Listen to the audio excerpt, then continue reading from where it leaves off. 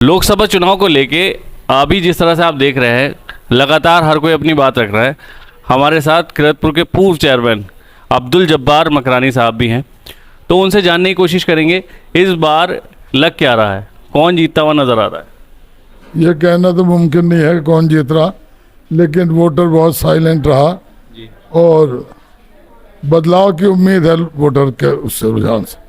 मतलब बदलाव की उम्मीद क्या कहें, अगर या तो समाजवादी इंडिया गठबंधन की बात हो रही होगी या फिर चंद्रशेखर की बात हो रही होगी, फिर बस मौजूदा एमपी और मौजूदा सरकार दोनों में बदलाव चाह रही जनता।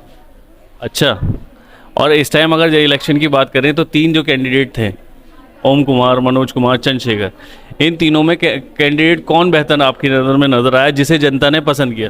देखो, चंद्रशेखर तो नया कैंडिडेट है, उसके अंदर अभी कोई बुराई नहीं है, लोग उसे ज़्यादा पसंद कर रहे हैं। ओम कुमार 3 बार विधायक रह चुके, उसकी अच्छाई बुराई जनता को सब पता है। और समाजवादी का कैंडिडेट भी नया है, बाहर का है, पूरब का है, तो उसके बारे में भी ज़्यादा जनता खुश नहीं है।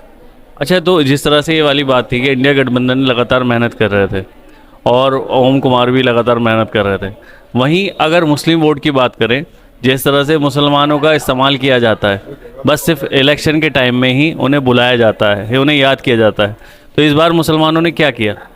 मुसलमानों ने इस वक्त वोट तो मुसलमान का बटा है, भाजपा में भी गया है और समाजवादी में भी गया, लेकिन अक्सरियत जो है चंद्रशेखर के साथ है। चंद्रशेखर नहीं जीतते हुए नजर, सीट पर चंद्रशेखर के साथ है, बिजनौर सीट में साइकिल के साथ है।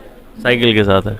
तो ये दोनों जो एक बात चल रही है, मुरादाबाद का क्या लग रहा है। मुरादाबाद साइकिल के साथ है मुस्लिम, और बाकी वोट बटा भी है।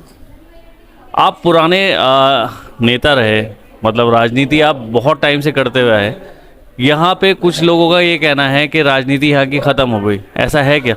नहीं, कभी कोई चीज़ ख़त्म नहीं होती, राजनीति ख़त्म नहीं हुई। जो राजनीति में नए वो है वो कमज़ोर भले पड़ जाओ, लेकिन राजनीति ख़त्म नहीं हो करती। अगर हम आपके टाइम की बात करें तो आपके टाइम की राजनीति बहुत खतरनाक होया करती थी, कहा। अच्छा, ये वाली बात भी चलती थी क्या कि कमरे में बंद कर दिया जाता था, अगर कोई भी कैंडिडेट लड़ रहा होता था तो जनता जो थी, वोटर जो होता था, उन्हें कमरे में बंद कर। रईस भट्टे वाले भी हमारे साथ हैं। जिस तरह से अभी इलेक्शन हुआ, तो क्या लग रहा है, कौन जीतता हुआ नजर आ रहा है। इस वक्त तो बीजेपी जो है वो हार रही है सभी जगह, और उम्मीद हम ये करते हैं कि इंडिया पार्टी जो है वो जीतेगी। वजह क्या लग रही है आपको। वजह ज़्यादातर तो ये है कि जो बीजेपी की एक नीति है वो नफ़रत वाली है, जिसको पहले तो मुसलमान ही नापसंद कर रहे थे, लेकिन अब सारी कौमें जो हैं उस चीज़ को नापसंद कर रही हैं। और इनकी तकरीरें जो हैं वो इस तरीके के हैं कि विकास के लिए तो है नहीं, बाकी और फालतू बातें करते हैं। इसलिए पब्लिक समझ गई है, सभी कौम में सभी जाते, कि ये जो है गलत बातें करते हैं। इसमें ये वाली बात भी तो आ रही है ना कि जैसे मुसलमानों की बात करें तो मुसलमानों को इस्तेमाल ही किया, किसी भी पार्टी की बात करें। अगर समाजवादी पार्टी की बात करें तो लोगों का कहना ये है कि हमेशा हम लोग वोट डालते हुए, मगर हमारे हित में और हमारे लिए क्या किया समाजवादी पार्टी।